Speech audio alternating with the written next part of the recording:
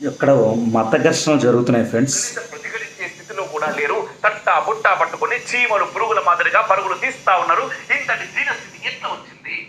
ఇప్పుడు హిందువులు తట్టా బుట్ట పట్టుకుని పరుగులు తీస్తూ ఉన్నారని ఒక యూట్యూబర్ చెప్పారు. అది వాస్తవమే, నాకు తెలుసు.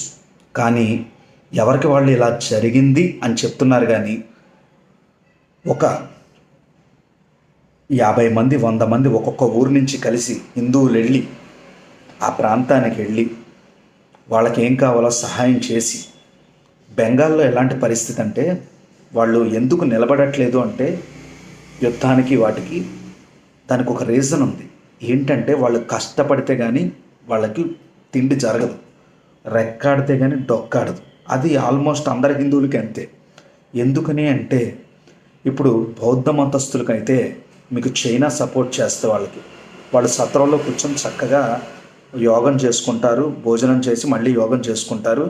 ప్రశాంతంగా ఉండటం కోసం వాళ్ళకి చైనా సపోర్ట్ చేస్తుంది, జపాన్ సపోర్ట్ చేస్తుంది, అటు పక్కన దక్షిణ కొరియా సపోర్ట్ చేస్తుంది, ఇటు శ్రీలంక సపోర్ట్ చేస్తుంది, మయన్మార్ కూడా వాళ్ళకి సపోర్టే. వాళ్ళందరూ ఒక గ్రూప్గా ఉన్నారు. మేమంతా బుద్ధిస్టులు అని ఒక ఐకమత్యంగా ఉన్నారు. బుద్ధిజం డెవలప్మెంట్కి వాళ్ళకి డబ్బులు ఇస్తారు. అట్ ద సేమ్ టైం ముస్లిమ్స్కి గల్ఫ్ కంట్రీస్ నుంచి పూర్తి స్థాయిలో సపోర్ట్ ఉంటుంది.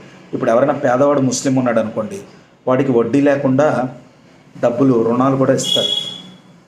బట్ క్రిస్టియన్స్ ఉన్నారనుకోండి, వాళ్ళకి వెస్ట్రన్ కంట్రీస్ పూర్తిగా సపోర్ట్ చేస్తుంది. వాళ్ళ క్రిస్టియానిటీని డెవలప్ చేసుకోవడానికి, వాళ్ళ చారిటీస్ని అభివృద్ధి చేసుకోవడానికి వాళ్ళ వర్గం వరకు వాళ్ళకి ఇస్తారు. అట్ ద సేమ్ టైం ఇప్పుడు హిందువులకు వచ్చేటప్పటికి ఎవరు సహాయం చేయరు. వాళ్ళంతా వాళ్ళు కష్టపడితే తప్ప వాళ్ళకి పని జరగదు. ఇప్పుడు అలాగే మనం కనుక తీసుకున్నట్టయితే ఇప్పుడు ఈయన పరుగులు తీస్తున్నారని చెప్పారు కదా, పరుగులు తీయడం తప్ప వేరే మార్గం లేదు. ఎందుకంటే ఉన్న భూమిలోనే హిందువులకి ఏమాత్రం ఆఖరికి ఏదో రేషన్ అయి తీసుకుంటున్నప్పుడే హిందువుల్ని ఉచితాలు వద్దంటున్నారు. ఉచితాలు అవసరం లేదు. ప్రతి ఒక్కడికి ఉపాధి కూడా లేదు కదా. ఇక్కడ సగం మంది ఖాళీగా ఉంటున్నారు. ఎవరు సహాయం చేస్తున్నారని. ఇప్పుడు వాళ్ళు ఆ దేశం మీద భక్తి ఉంటుంది లేదని అనం, కానీ వాళ్ళు దేశాన్ని కాపాడాలంటే వాళ్ళకంటూ ఒక ప్రశాంతత అన్నీ కల్పిస్తేనే కదా. లేకపోతే ఏమనుకుంటారంటే ప్రాణం ఉంటే అంత పోతే అంత అని చెప్పి పోతే పోయామంటారు, లేకపోతే పరుగులు తీస్తారు. అంతకు మించి ఇంకేమీ చేయలేరు. ప్రభుత్వం, భారతదేశం, హిందువులకి ఏ దేశం ఉంది? ఇప్పుడు పైన దేశాలన్నీ కూడా వాళ్ళ మతాలకి సపోర్ట్ చేస్తున్నాయి.